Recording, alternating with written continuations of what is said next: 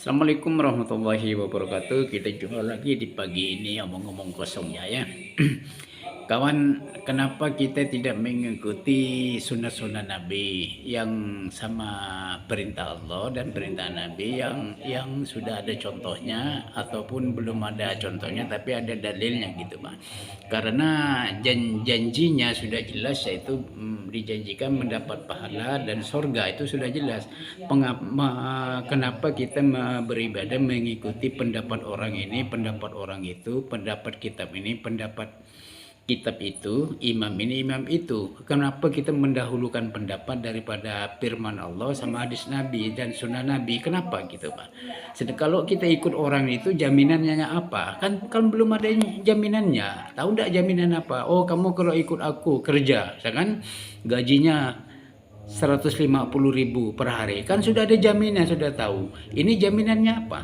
Dia menjamin surga kah, menjamin pahala kan enggak? Terus kenapa kita ikut kalau enggak ada jaminannya gitu Pak?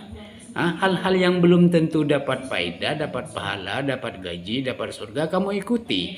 Hal-hal yang sudah dijanjikan Allah sama Nabi, sudah jelas jaminannya surga, pahala dan surga, kamu tak mau mengikuti gitu. Di mana akal kita, logika kita gitu? Kalau kita ikut Nabi itu simpel beragama kawan, enggak susah, enggak rebet-rebet. Ayo, hanya menjalankan perintahnya, hal-hal yang wajib ya kan, syahadat ya kan, bersaksi, sholat, puasa, haji. Kalau mampu nih yang haji nih, gitu saja. Habis itu kalau kita kalau kita mau lagi kerjakan sunnahnya, kayak sholat 5 waktu, sholat rawatib ya kan, puasa Senin Kemis ya kan, sholat duha, sholat tahajud, sedekah itu kalau kamu ada harta saja gitu Pak. Jadi jangan dipaksakan gitu, simple Pak. Kalau orang mati simple saja, dimandiin, dikapanin, disolatin, dimakamkan, gitu saja sudah selesai gitu Pak. Kalau ikut Nabi gitu Pak, tidak membebankan dan tidak memberatkan umatnya. Makanya sekarang ini timbul ahli bid'ah yang berkedok kebaikan, bungkusnya itu baik semua, niatnya itu baik semua kawan ya. Lain sama yang jelas-jelas sudah haram, itu jelas sudah nampak. Ini kedoknya itu kebaikan, bungkusnya itu adalah kebaikan kawan ya. Kebaikan semua Bang. Tapi isinya itu ahli bid'ah. Ahli bid'ah. Pergi ke kuburan di sana minta-minta apa semua gitu kan. Kuburan dihias-hias yang dipelopori oleh Ba'lawi, kaum sesat itu. Yang ngaku-ngaku cucu Nabi. Kita ikutilah, terutama kaum NU, bondong-bondong pergi ke kuburan, minta-minta ke sana. Sewa mobil apa semua, bawa makanan ke sana. Katanya biar kita ini berkah, biar kita ini sukses, biar anak kita ini pintar, biar usaha kita ini lancar. Kenapa harus minta ke orang mati gitu Pak? Kenapa tidak minta kepada Allah? Allah kan udah janjikan, ud'uni astajib lakum, berdoalah, bermintalah kepada aku, niscaya aku kabulkan gitu Pak. Orang yang mampu memberi kamu ndak pedulikan ya kan, sesuatu yaitu Allah yang bisa memberi kamu ndak pedulikan, tapi kamu minta kepada orang yang mati. Orang mati itu bisa apa gitu Pak? Ziarah kubur itu bukan tak boleh, dengan niat kita ini akan menyusul kayak mereka itu juga mati. Lantas gimana? Itu persediaan kita akan mati, perbanyak amal ibadah gitu Pak. Yang kedua adalah kita mendoakan mereka, itu kata Allah itu mendoakan Pak. Kata Nabi itu mendoakan mereka Pak. Mereka tuh tidak bisa apa-apa, mungkin mereka lagi disiksa kah gimana kah, dengan doa kita mengirimkan pahala, semoga Allah ringankan gitu berniatnya Pak. Ini ndak minta-minta sana, anaknya susah ini nakal minta ke kuburan, itu perbuatan syirik kawan. Kalau sudah kita terlintas mau minta sesuatu selain Allah, itu kita itu sudah syirik ya kan, mempercayai sesuatu yang menimbulkan efek ataupun dominan yang mengakibatkan sama kita berpikiran gitu, yakin kita itu sudah dinilai syirik. Syirik itu amal kamu selama kamu hidup Bas, dari puluhan tahun itu, dari kamu balik itu terhapus semua Pak. Bayangkan, sia-sia Pak, terhapus dan dosa lagi. Yang kita dosa syirik tadi itu Pak, dosa lagi, gimana lagi itu lah. Bukan tak boleh gitu Pak. Sekarang lagi yang ahli bid'ah tuh berkedoknya bersedekah. Orang mati itu kan sedekah. Kami kan punya harta banyak. Gimana kami tidak sedekah orang tua kami meninggal? Bukan tak boleh, boleh. Ya, boleh. Tapi harus kena sasaran. Sedekah itu ditujukan kepada orang yang memerlukan, ya, terutama di kalangan keluarga kita, tetangga kita. Kita cari di kampung kita orang yang miskin, yang apa. Bukan tak boleh. Nabi bilang sedekahlah untuknya. Maksudnya sedekah kepada keluarga kita yang meninggal. Sedekah. Sahabat bertanya, sedekah apa yang utama? Air. Sekarang kamu punya ayam, sapi, sedekahkan saja kepada orang yang memerlukan. Ibu, ini sedekah saya, ya, tapi pahalanya saya hadiahkan untuk ibu saya, bapak saya yang telah meninggal. Gitu. Bukan tak boleh, tapi caranya yang bikin bid'ah dan dosa ini caranya kita bukan manggil orang satu kampung semua makan sana 7 hari, nanti bawanya beras 1 kilo, gula 1 kilo di tempat yang ditimpa musibah kita makan sepuasnya, nanti pulangnya bawa lagi, bawa ayam, bawa sayur, bawa sambal, bawa kue warna-warni. Gimana lah perasaan kita? Nanti suaminya malam datang lagi makan ramai-ramai gitu Mereka tuh sedang ditimpa musibah, ya kan? Pokok pencahariannya ataupun yang disebut apa tuh namanya tuh, orang yang mencari nafkah selama ini meninggal dunia, anaknya banyak, masih anak-anak yatim, masih anak-anak kecil yaitu anak yatim, dia susah untuk kasih nafkah berikutnya. Gimana? Aturan kita datang membawa makanan untuk mereka, kita bantu kesusahan mereka, bukan kita datang makan ke sana gitu Kalau soal mendoakan silakan saja, memang dianjurkan oleh Nabi mendoakan orang-orang yang telah meninggal, itu disilakan saja. Bukan tak salah. Yang salah ini adalah kegiatannya, perayaannya Nabi suruh kita bawa makan ke sana biar tidak dia sedih apa semua, malah kita datang ke sana makan bolong-bondong. Satu kampung makan Bayangkan satu kampung tak cukup, kampung lain datang semua pakai mobil sumbang, makan macam mana lah perasaan kita. Dia itu lagi susah Kita datang ke sana makan, itu adalah bid'ah Bid'ah itu sesat adalah di neraka. Tapi bid'ah itu bukan berarti syirik, enggak, dosa. Amalannya oleh Allah ditolak, kata Nabi. Ini Nabi yang bilang, kau percaya sama Nabi kah atau percaya siapa? Ngaku-ngaku umat Nabi tapi tidak mau ikut Nabi, tidak mau percaya kepada Nabi. Gimana gitu Ngaku umatnya tapi tak mau menjalankan perintah Nabi, sunnah Nabi.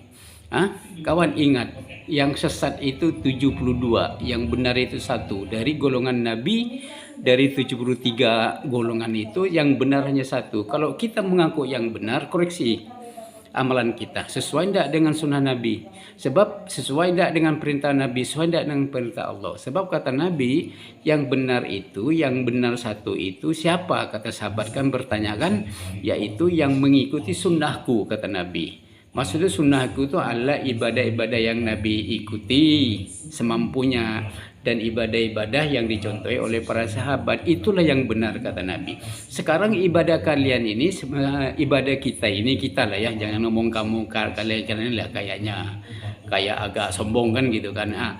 Amalan kita ini sesuai tidak dengan sunnah Nabi? Kalau sesuai berarti kita yang benar gitu Jangan ngaku-ngaku saya yang benar, tapi kalau memang tidak sesuai dengan sunnah Nabi berarti kita ini sesat Pilih nomornya, mau jadi nomor 1 kah, nomor 2, nomor 3, nomor 20 kah, 30, 40, terserah kamu. Sebab 72 yang sesat. Kedoknya memang kedok kebaikan, ya kan? Bungkusnya ada bungkusnya kebaikan, tapi sesat, kata Nabi. Hati-hati ya dengan berkedok kebaikan, hati-hati beribadah dengan kedok kebaikan, ya, tapi isinya itu buruk ataupun jahat ataupun dosa. Hati-hati, koreksi diri. Neracanya, timbangannya adalah Al-Quran dan hadis dan sunnah Nabi lagi. Betul ndak ijma ulamanya sama kiasnya? Gitu saja itu ya. Kalau kita beribadah ikut perintah Nabi, sunnah Nabi itu ndak rebet ndak susah sama sekali, ndak susah, senang saja. Karena yang ibadah yang kita susah-susah harus mikirin keluar biaya banyak, harta banyak, itu kita itu ikut pendapat orang, ikut pendapat kitab ini, kitab itu, ikut ulama ini, ulama itu yang jadi susah, Pak. Kalau ikut Nabi tak susah. Makanya kau ikut yang senang, sudah jelas jaminannya surga sama pahala dan surga, atau kamu ikut orang yang susah-susah jaminannya yang belum jelas. Apa dapatnya gitu, Pak. Nah, itu kan jaminnya belum jelas, kenapa kamu ikuti gitu.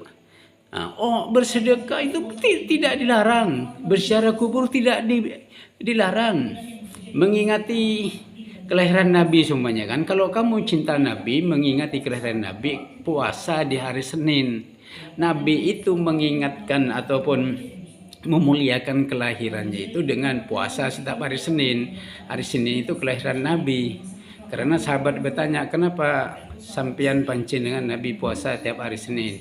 Nah, kata Nabi, saya menghormati ya hari kelahiran saya memuliakan hari kelahiran saya. Kalau kamu memang cinta Nabi, ingin menghormati kelahiran Nabi, memuliakan kelahiran Nabi, puasalah hari Senin gitu, Pak.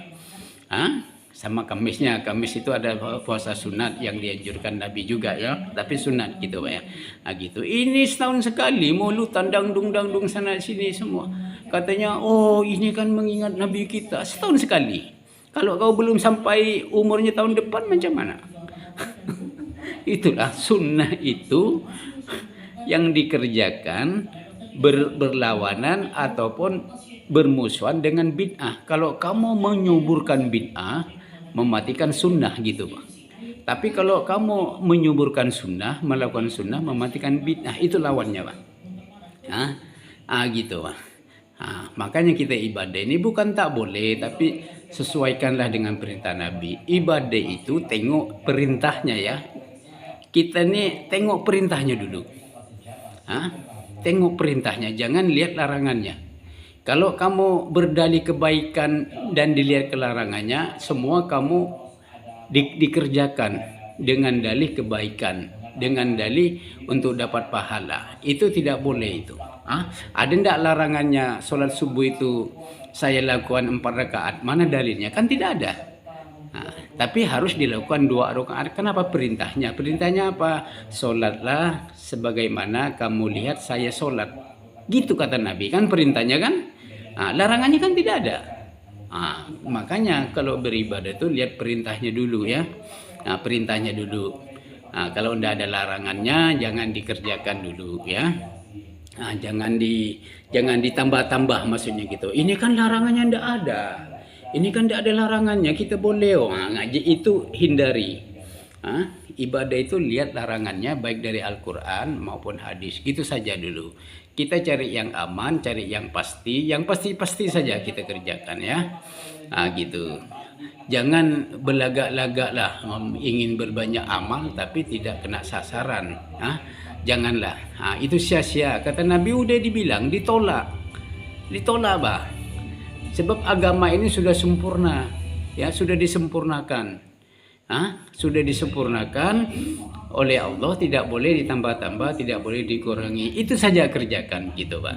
Di zaman Nabi ada orang baca doa iftitah yang tidak Nabi kerjakan, tapi sahabat kerjakan. Nabi mendapat bisikan dari malaikat bahwa itu adalah bagus, pintu langit terbuka gini-gini. Itu di zaman Nabi. Di zaman Nabi itu syariat belum sempurna, belum disempurnakan, belum sempurna, belum lengkap. Makanya pendapat sahabat-sahabat itu kalau memang baik Nabi sahkan gitu, Pak. Yang sekarang Islam sudah disempurnakan, kamu mau bikin hal-hal baru, yang mau mengesahkan tuh siapa? Nabi sudah tidak ada. Ayo, ini kewer kau macam mana? Tapi dapat bisikan dulu dari malaikat, Kak. Yang sekarang kamu dapat bisikan dari mana? Dari jin hantu bolong itu. Ayo. Nabi mendapat bisikan dari malaikat utusan Allah itu ya. Nabi sahkan karena masih ada Nabi gitu kan. Yang sekarang ini kan Nabi sudah tidak ada. Hukum dasarnya itu salah satunya kan dari Nabi gitu kan. Orang yang mengesahkan hukumnya sudah tidak ada, dia sudah bilang sudah sempurna ditutup, kenapa kita harus mengadakan hal-hal baru lagi yang di luar perintah Allah sama perintah Nabi gitu Pak. Dengan dalih kebaikan gitu Pak. Tak usahlah. Tidak usah bikin rebet-rebet kita sendiri ya. Nanti seumur hidup tak mampu beli sapi, ya kan? Kalau udah mati mampu beli sapi, yang makan siapa? Mereka yang hidup. Kita yang mati belum tentu kita selamat. Lolos dari siksa mungkar nakir kita belum tentu. Orang yang hidup makan berpoya-poya. Harta kau siapa yang makan? Orang lain.